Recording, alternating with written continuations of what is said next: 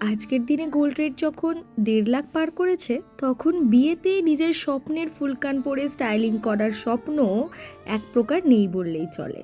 ধর, কে বলেছে এই কথা? দেখো তো কি অপূর্ব সুন্দর ফুলকানের ডিজাইন নিয়ে চলে এসেছি তোমাদের সামনে।